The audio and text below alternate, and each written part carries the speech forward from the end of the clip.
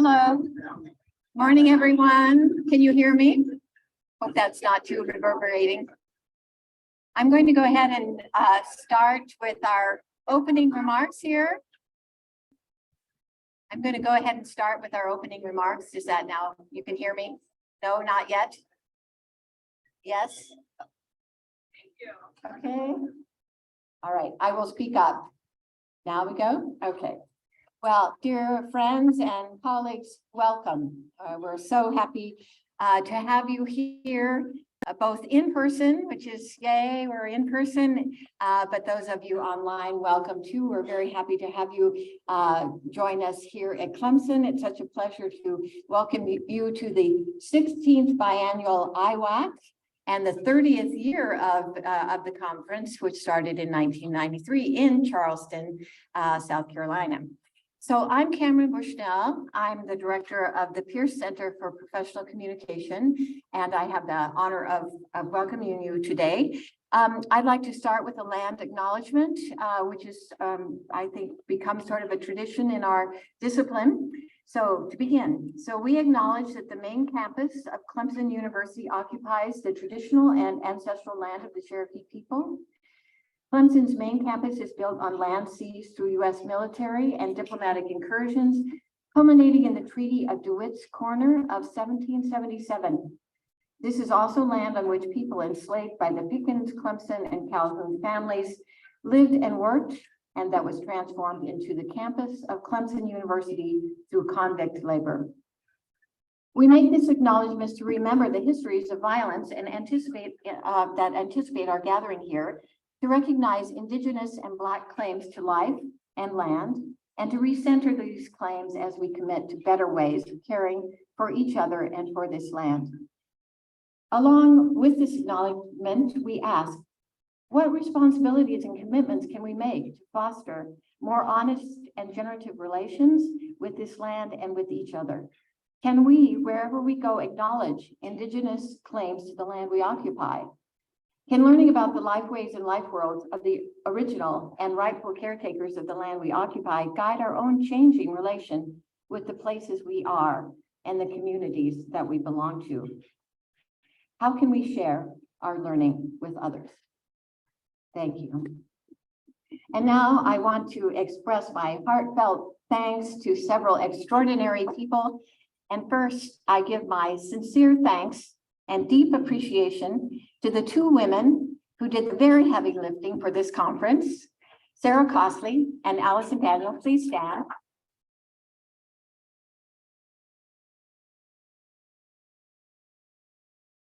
Not only could I have not done without them, there would indeed be no conference without the dedicated work of these two co-directors. So thank you, Sarah and Allison. Second, I want to thank our sponsors who have supported this conference. First, our founders, the Pierce family, made a special donation dedicated to the conference. Our university partners, including the College of Architecture, Arts, and Humanities, College of Engineering, Computing, and Allied Sciences, Clemson Libraries, Clemson Humanities Hub, Department of Communication, and Clemson Graduate School. Our affiliate associations, including the Association of Writing Across the Curriculum, and we will hear from our President Doug Hess will address us in just a few moments. The Madryn Center, which is our site host, the Association for Computing Machinery Special Interest Group. And finally, our exhibitors, Parlor Press, Clemson University Press, Hawks Learning, and WAC Clearinghouse. We thank all of them. Maybe a round of applause. They're very important. So ending with WAC Clearinghouse allows me to recognize and thank the IWAC Brain Trust, as they call themselves, comprised of the past hosts of IWAC, including specifically this year for our group, Mike Palmquist from University of Colorado, Ann Gare from University of Michigan, Pamela Flash, University of Minnesota, Michael Pemberton, Georgia Southern University, Joan Mullen, University of Texas at Austin. Thanks to you from me, you are a great help as we plan this conference. More broadly, my final thanks today goes to all of you, the WAC community, for being here, for doing the work you do, for sharing it with all of us during the conference with such generosity, which I have experienced over and over already in just the half day we've been in session. So this conference provides an opportunity to look ahead at the challenges WAC professionals are undertaking, including expanding our scope internationally, developing anti-racist pedagogies and practices, emphasizing writing as a practice of inclusion and social justice. It is also an opportunity to hear from those who laid the groundwork for all that has been done and has yet to be done, including Marty Townsend, who wrote the wonderful personal history of WAC and IWAC conferences, which I relied on in preparing, and Kathleen Yancey and Art Young, who hosted the previous IWAC conference at Clemson in 2006 and will be today's joint keynote speakers. So I'd also like to note one area of WAC work that doesn't get much attention, though I must admit it's my own personal hobby horse. That is, writing is interdisciplinary. It is the bridge between the silos of our universities. It is the thread that knits our disciplinary units together. Not only is writing a means of learning, but it is an avenue to imagination and innovation. Let me leave you with one small anecdote from Clemson. So Drew Lanham, a longtime ecologist and ornithologist at Clemson University, recently won a MacArthur Genius Grant.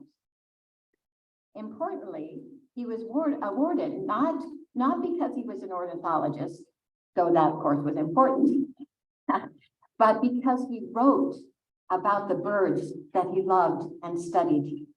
And it is this possibility of the collision and coincidence of interdisciplinary work, and thus the importance of our work, that I leave you with today. So, thank you. And now one order of business, and then I'm going to introduce our provost for welcoming remarks. So here's my order of business. I invite you all to consider hosting the next IWAC 2025. We welcome individual proposals, but also joint proposals. If you'd like to join forces with a nearby university, or if you'd like to collaborate with your branch units in a single system. I would just say we'll be leaving great notes based on the accumulated wisdom from previous hosts, including Margaret Marshall and Chris Baskier from Auburn, Mike Palmquist from the University of Colorado, and others. Let me know if we can answer any questions about it. And now it is with great pleasure that I introduce our provost, Robert H. Jones, and thank him for his continued support of the culture of writing on our campus and for his time this morning in opening our conference. So Bob Jones became Clemson's provost in September 2014. He's a two-time graduate of Clemson University with a BS and MS in forestry. He has a doctorate in Syracuse in environmental science and forestry, and he's worked at West Virginia and Virginia Tech before coming back to Clemson. Related to my anecdote, he has a passion for hiking, boating, fishing, and birding. So thank you very much.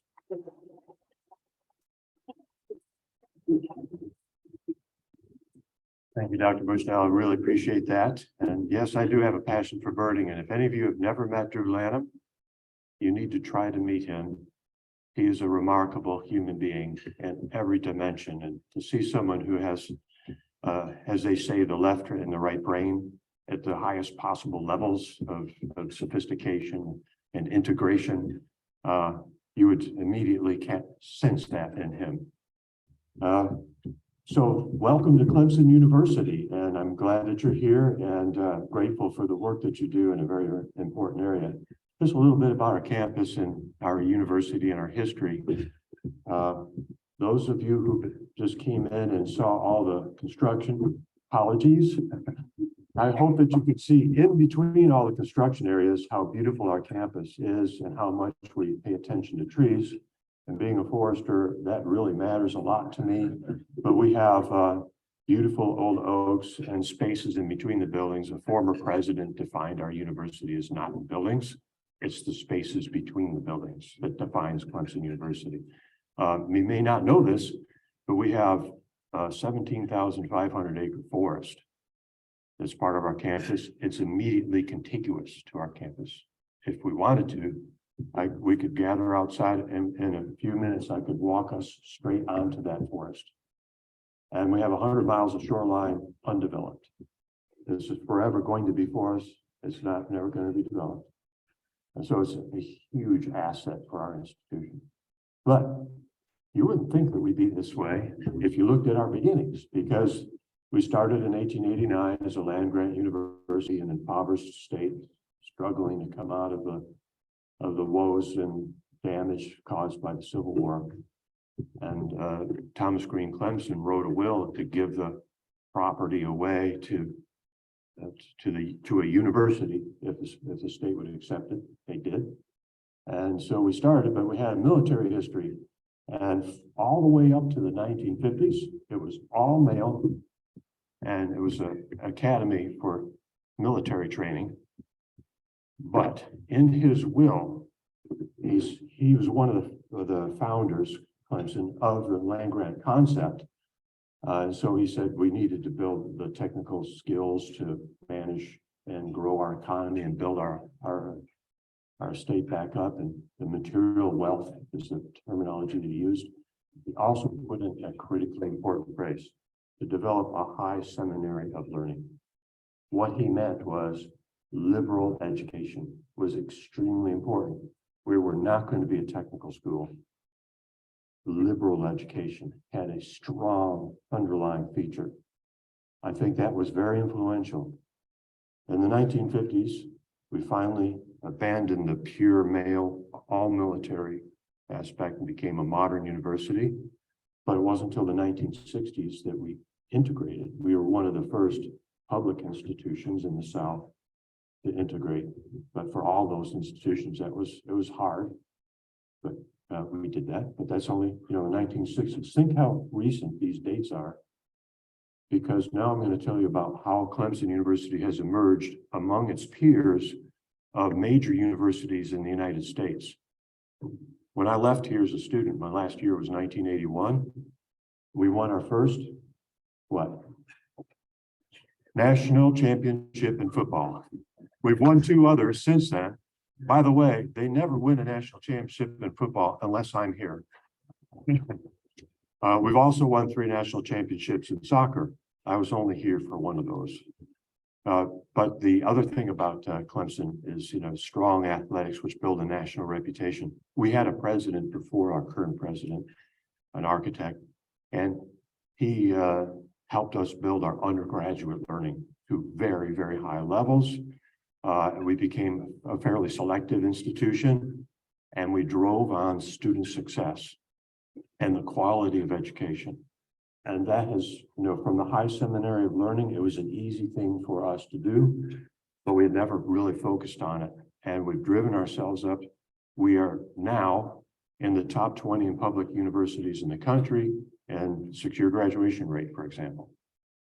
So little old Clemson, we like to say, has suddenly thrust itself on the national scene in undergraduate education. And now we have students that are so productive. We are among the very best in the nation in the national and international awards they have. In the ACC, in the past 7 years, we've had more Goldwater scholars than any ACC school. I think of the ACC schools that I'm talking about, Duke, UVA, Georgia Tech. We've had more. That's the quality of our undergraduate students. This past year, we had 2 astronaut scholars, our first ever Rhodes Scholar, and first ever Churchill. And I think that's just where we are now, and it'll continue because we've risen to such a high level of learning for our students. At the same time, another aspect of our institution has grown. President Clemens came here 10 years ago, and I came 9 years ago, and we said it's time to build another pillar of national prominence, and we've been driving in graduate education and research, and research is just absolutely taking off. We're growing faster than most any other university in research expenditures. There are all kinds of accolades, but a couple of the highest and best evers. We just got a $70 million grant for a single project, and then another one where we've been committed multiple investments of $10 million for a total of $100 million in a single project. And this is just an example of how we've exploded out. And in our technical areas, we do have some national and international leadership roles.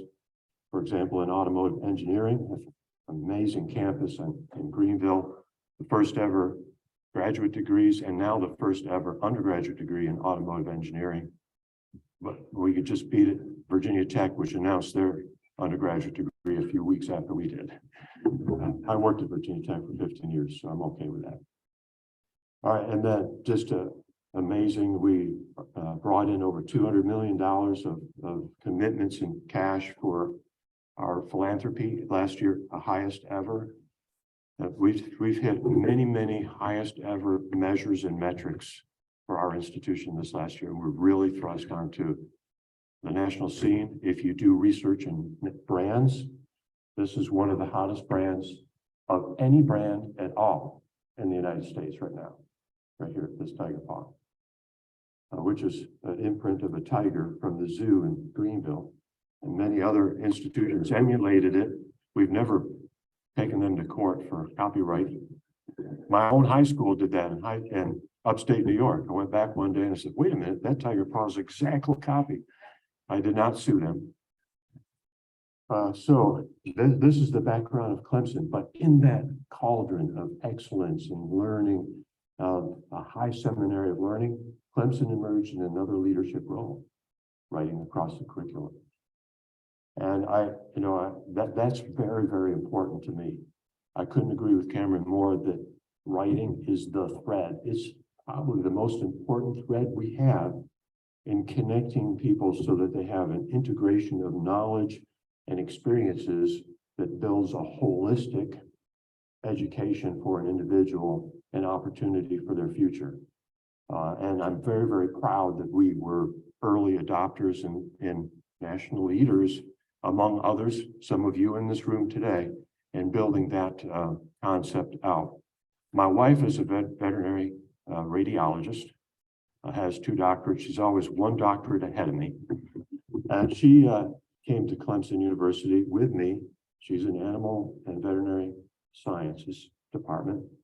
And when she looked at what they were doing, she recognized they had a problem. Now, she's an editor of the principal journal in her field, so she has a lot of empathy for what you do. And I'm sure you would enjoy meeting her. As she said, we need writing experience. That was the first thing she focused on. And so most of her teaching has been in engaging students in writing exercises. And I've kind of lived vicariously through her and her experiences and engaging with that. And I've come to learn how deeply challenging that is. So you have said, this is important. You've risen up and dedicated yourselves to growing this concept in your institutions. And you have tackled something that's extremely hard. And given the generations that keep developing in American culture, it seems almost harder and harder to engage in what you are doing. So I applaud you deeply for your efforts because I think they are critical for our future. And I'm very grateful for you for your efforts. Thank you very much for coming to Clemson, for inviting me to come up here and talk with you. And I hope you have a wonderful time here. And by the way, if you love Clemson University, come talk to us. We're always looking for top talent. All right. All right. Thank you so much. Thank you.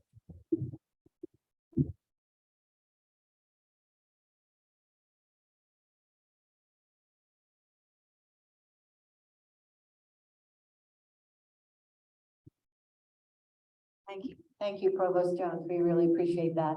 Doug, are you here? Yes. So we'll just cede the podium here to Doug for a few remarks, and then we'll begin our day. So our conference, our sessions begin at 9. Am I right? I haven't at 9.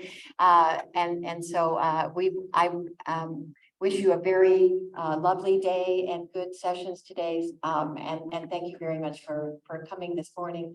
So Doug.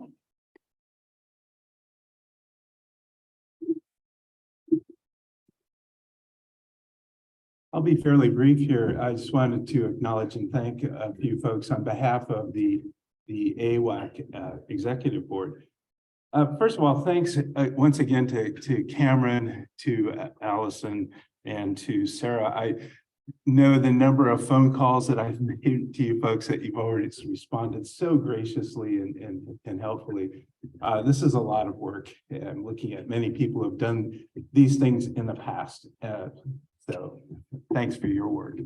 I was thinking last night when I had a chance to chat too short with Art Young.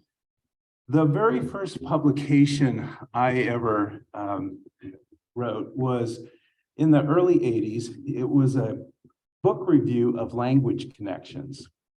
The Fulwiler, Rick Gebhardt, I was teaching at Findlay College at that time, was editing a little newsletter. Would I write a book review? So as a sort of, snot-nosed recent MFA, sure. So I wrote this review, and I remember the first draft, it was like, well, this is all nice and fine. It was But you know, it's very familiar. Rick, to his credit, said, Doug, you might want to take another pass at that one. I had just been at the University of Iowa and had where James Britton had been in residence. So I had heard a lot of the stuff from Jimmy Britton. And he said, you know, it might not be old news to everybody. So anyway, it's really a delight to connect once again with Art and with Donna. It's great to be in a room with so many people who were foundational to writing across the curriculum. You know, 50 years is a long time, but it's not an infinite amount of time. And so I always recognize ancestors, forebearers, trailblazers. Insert your metaphor here. It's nice to see you. It's also nice to see so many people who are doing new work. They're new to the field. I'm sort of like looking toward the rearview mirror, but the great folks who are coming up now. So it's terrific to be here. As Candace pointed out, or Cameron pointed out, IWAC has been around for a long time, much longer than AWAC, the Association for Writing Across the Curriculum, which is in its first decade. And so the merger of these interests under this larger umbrella has been, I think, important to the field. With that third corner of the WAC clearinghouse. And between these entities, I think there's a lot of synergistic energy going on. AWAC, I think, mostly can define itself by fostering connections between people. We work a lot through workshops, events, conversations, discussions. WAC Clearinghouse has got solidly established the publications area of things, but we connect people. So if you're not an AWAC member, I invite you to join us. Because of that connection, a lot of the AWAC work happens through various committees. And we've recently had elections, we've turned over lots of folks. So I'm going to take my last minute to just acknowledge people who have provided incredible service to the organization, who I'm sure will continue to do so, but not just as chairs or board members. So I'm going to read some names off. I'm going to ask people to stand. I think maybe a third of these folks are in the room. And just stay standing until I read everybody's name and we can give them a thanks. So two people who were co-chairs of the mentoring committee were Amy Caccino and Lindsay Clark. No, I haven't seen either of them. Federico Navarro and Chris Anson chaired the International Partnerships Committee. Just stay standing there. Lakeisha McClary and Swan Kim were chairing diversity, equity, and inclusion. Heather Falconer and Chris Pasgear were chairing research and publications. Elisa Russell was chairing the WAC Summer Institute Committee. And then we've had a couple of board members who have recently stepped down, Sherry Craig and Paula Ruzinski. Paula was back there one. Thank you. And then the last person I want to shout out to is Ann Blakesley, who has stepped down or will in 14 or so days as our past chair. Obviously, Ann served as chair. All of these folks have done tremendous work on behalf of the organization. We appreciate them very much, and Ann especially, thank you.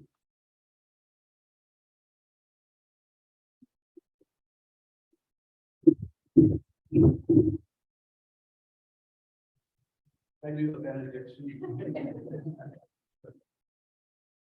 Okay.